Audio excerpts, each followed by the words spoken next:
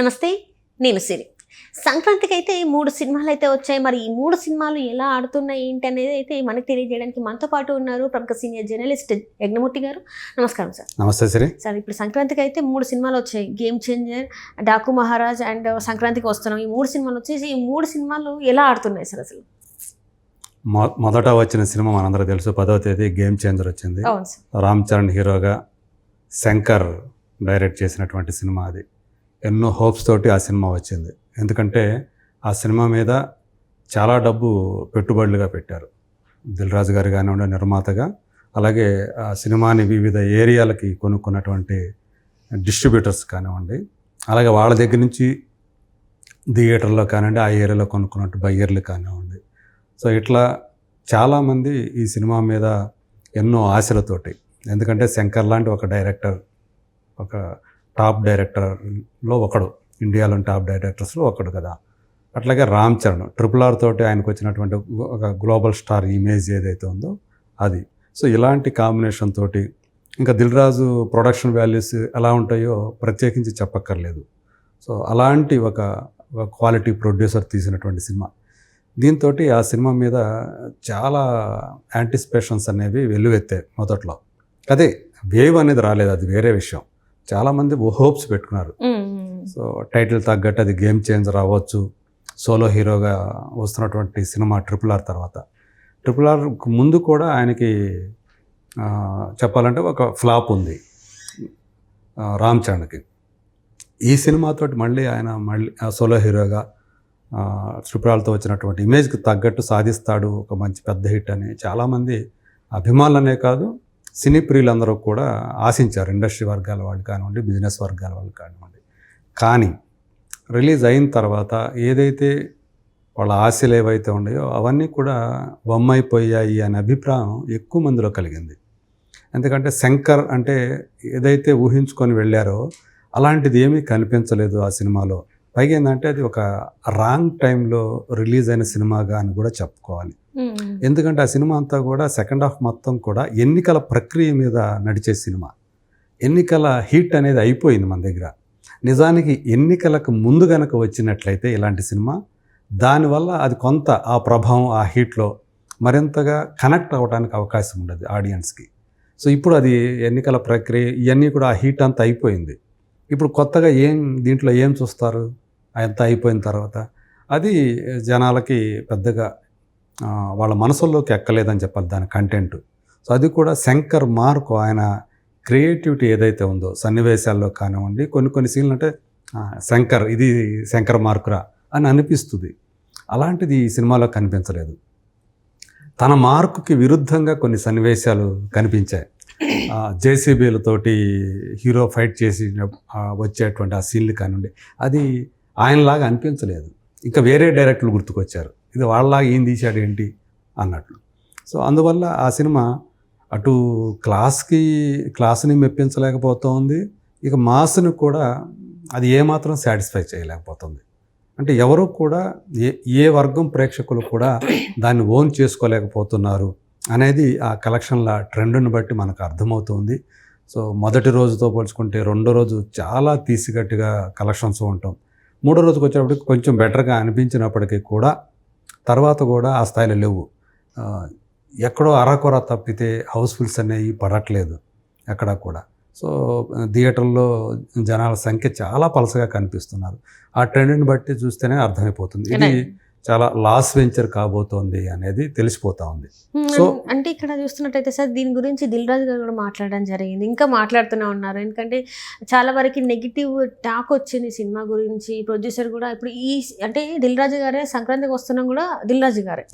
So ఇది భారీ hopes పెట్టుకున్నాం అని చెప్పేసి అంటే దిల్ రాజు గారు కూడా చెప్పడం, అంటే ఎక్కడ మరి తప్పిదం జరిగింది అంటారంటే, మరి స్టోరీ సెలెక్షన్ అంటారా, లేకపోతే శంకర్ గారి డైరెక్షన్, అంటే ఆ పాత శంకర్ గారి ఇక్కడ లేరని అనుకోవాలా, ఏంటంటారు సార్? అసలు రైటింగ్ సైడ్ పెద్ద మైనస్గా మారిందనే చెప్పాలి. అంటే ఆ ఎఫెక్టివ్ రైటింగ్ అనేది కనిపించలేదు. స్క్రీన్ ప్లే పరంగా కానివ్వండి, సన్నివేశాలు మనం డిజైన్ చేసుకుంటాం, రాసుకుంటాం కదా, సన్నివేశాల కల్పన అంటారు.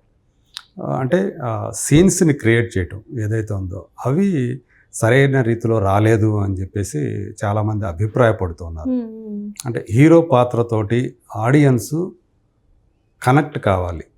దాన్ని తెలుగులో సహానుభూతి అంటాం. హీరో పాత్ర ఆయన ఆనందపడుతుంటే ఆడియన్స్ ఆనందపడాలి, ఆయన బాధపడుతుంటే ఆడియన్స్ బాధపడాలి. Right right. సో అట్లా ఆయన ఎమోషన్స్ ఏవైతే ఉన్నాయో, హీరో ఎమోషన్స్ ఎప్పుడైతే ఆడియన్స్ ఎమోషన్స్ అవుతాయో, ఓన్ చేసుకుంటారో, ఆ సినిమా ఖచ్చితంగా ఆడుతుంది. సో ఇది జరగలేదు.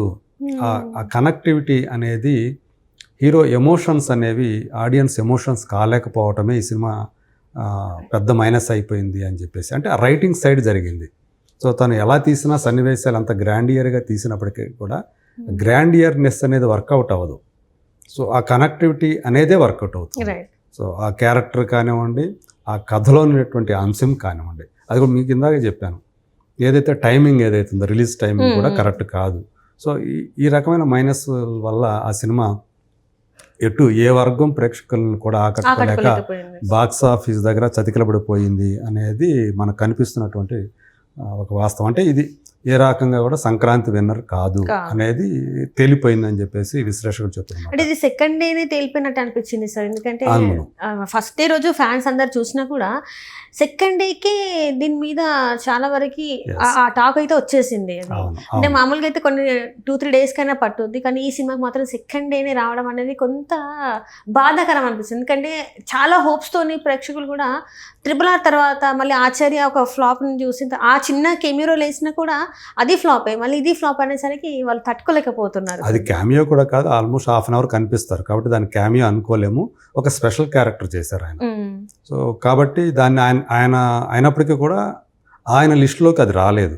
అంటే హీరో కాకపోవటం వల్ల అది చిరంజీవి గారి సినిమాలో ఆయన ఒక స్పెషల్ రోల్ చేశారు అనేది వచ్చింది కాబట్టి అది పోనీ దాన్ని పక్కన పెట్టేసినప్పటికీ కూడా, సో ఈ సినిమా అనేది సోలో హీరోగా ఆయన వచ్చింది కాబట్టి ఏవైతే హోప్స్ అనేవ్వండి, చాలా ఆశలు అవన్నీ కూడా వమ్మైపోయాయని అభిప్రాయం కలుగుతుంది.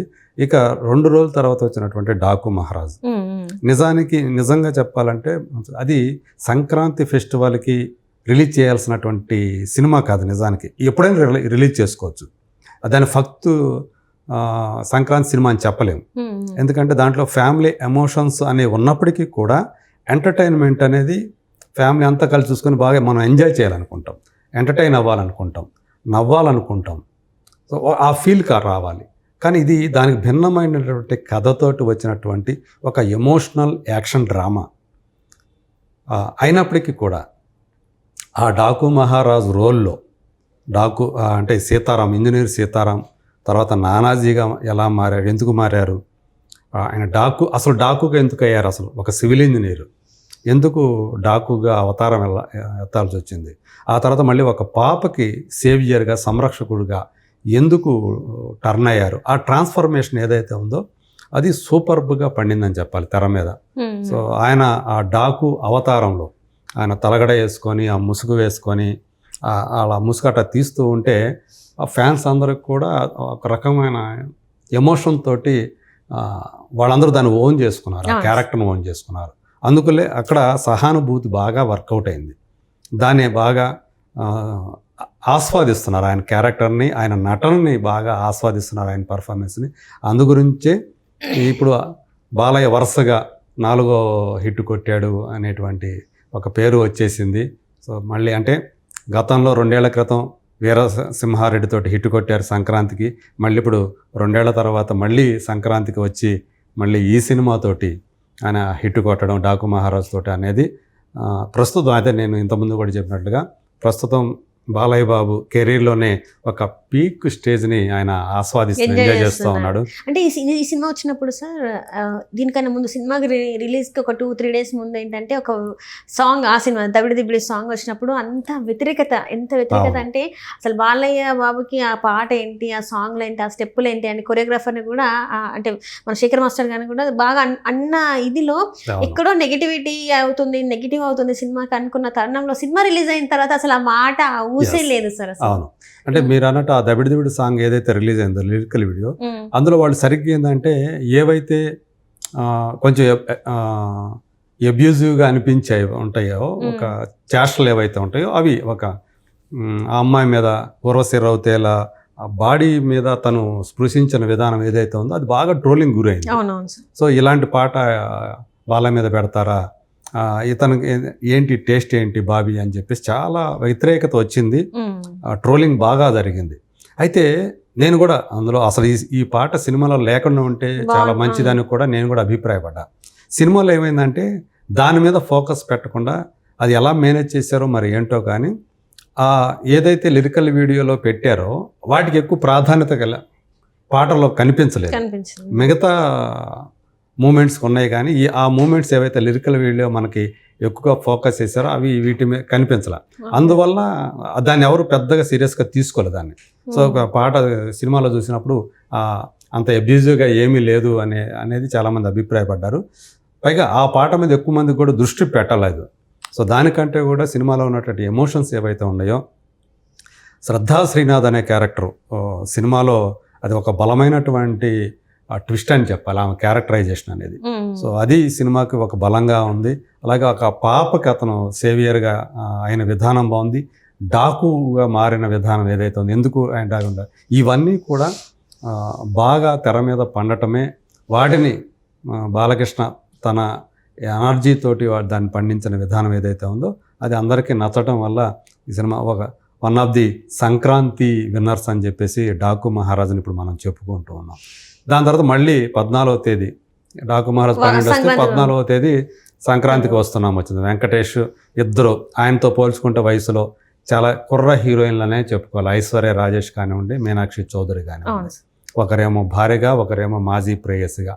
సో ఒక కిడ్నాప్ డ్రామా అదంతా కూడా. దాన్ని ఒక హిలేరియస్ వేలో పూర్తి స్థాయి ఎంటర్టైన్మెంట్ తోటి అనిల్ రావుపూడి తీర్చిదిద్దిన విధానం ఏదైతే ఉందో, సో ఆయన ఎంటర్టైన్మెంట్ సినిమా తీస్తే మామూలుగానే వెంకటేష్ అంటే ఆయనకి ఫ్యామిలీ హీరో అని ఒక పేరు ఏదైతే ఉందో అది ఈ సినిమా F2 తోటి మనం ఆయన ఎంతగా నవ్వించారో. ఆయన చెప్పే డైలాగులు ఒక రకమైన డిక్షన్ తోటి అందులో చెప్పే డైలాగులు విపరీతంగా నవ్వించాయి. ఇప్పుడు మరోసారి ఈ సినిమాలో కూడా వెంకటేష్ సీనియర్ హీరోల్లో తాను కూడా ఉన్నాను, లైమ్లైట్లో ఉన్నాను, రేసులో ఉన్నాను అని చెప్పేసి, అంటే ప్రస్తుతం ఒక్క నాగార్జున గారు తప్పితే మిగతా వాళ్ళందరూ కెరీర్లు అందరూ కూడా బాగానే ఉన్నాయని అనిపిస్తూ ఉంది. సో ఈ సినిమా ఈవెన్ F2 కంటే కూడా ఈ సినిమాకి ఎక్కువ ఫుట్ ఫాల్స్ అనేవి, అంటే ప్రేక్షకుల సంఖ్య ఎక్కువగా కనిపిస్తుండటం అనేది ఇక్కడ ఒక పాజిటివ్ సైన్గా చెప్పాలి. అంటే మనం ఏదైతే సంక్రాంతి పండుగకి అందరం వెళ్ళి హాయిగా నవ్వుకుందాం, ఎంజాయ్ చేద్దాం అని అనుకునే వాళ్ళకి ఫస్ట్ ప్రయారిటీ ఏదంటే ఈరోజు సంక్రాంతికి వస్తున్నాం అని చెప్పాలి.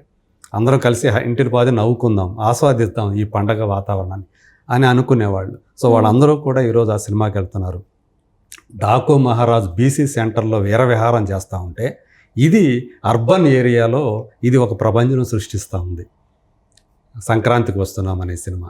సో మరోసారి అంటే వెంకటేష్ అలాగే అనిల్ రావుపూడి, దిల్ రాజు కాంబినేషన్ మరోసారి బ్రహ్మాండంగా వర్కౌట్ అవడం మనకు కనిపిస్తూ ఉంది. సో ప్రేక్షకులు కావాల్సినటువంటి ఎంటర్టైన్మెంట్ ఉండటం వల్లే సంక్రాంతికి వస్తున్నాం అనే సినిమా ఇంత బాగా ఆడుతుందని చెప్పాలి. నిజం చెప్పాలంటే 3 సినిమాల్లో కూడా అర్బన్ ఏరియాల్లో ఎక్కువ హౌస్ఫుల్స్ అవుతున్న సినిమా, ఎక్కువ ఫాస్ట్ ఫీలింగ్స్ కనిపిస్తున్న సినిమా ఏదైతే ఉందో అది సంక్రాంతికి వస్తున్నాం అని చెప్పాలి. దాని బడ్జెట్ పరంగా చూసుకుంటే అది అతిపెద్ద బ్లాక్ బస్టర్ అని చెప్పాలి. ఈ సంక్రాంతికి సంబంధించి అందరికీ కూడా దిల్ రాజు అంటే గేమ్ చేంజర్ తోటి నష్టాలు పాలైపోతున్నటువంటి దిల్ రాజుకి ఎంతో కొంత ఉపశమనం కలిగిస్తున్నటువంటి సినిమా సంక్రాంతికి వస్తున్నాం. సో అట్లా అంటే 2 రోజులు దాటి ఈరోజు 3వ రోజు కూడా ప్రస్తుతం చూస్తుంటే ట్రెండ్స్ ఏవైతే బాక్స్ ఆఫీస్ దగ్గర ఆన్లైన్ బుకింగ్ పరంగా చూసుకుంటే సంక్రాంతికి వస్తున్న ముందుకి దూసుకుపోతూ ఉంది. అలా డాకు మహారాజ్ మాస్ ఏరియాల్లో, సో సంక్రాంతికి వస్తున్నాం క్లాస్ ఏరియాల్లో సో తమ ప్రభావాన్ని బ్రహ్మాండంగా చూపిస్తున్నాయి. ఈ 2 ముందే చెప్పిన ఈ 2 కాకుండా పోయింది గేమ్ చేంజరు. ఇది ప్రస్తుతం సంక్రాంతికి సినిమాలకు సంబంధించినటువంటి ట్రెండ్. ఆడియన్స్ ఏ సినిమాలకు ఓటు వేస్తున్నారంటే ఏరియాల వారిగా చూసుకుంటే బీసీ సెంటర్లోనేమో డాకు మహారాజ్, ఏ సెంటర్లోనేమో సంక్రాంతికి వస్తున్నాం, దూసుకుపోతున్నాయి అని చెప్పాలి. Right sir, thank you so much. Thank you.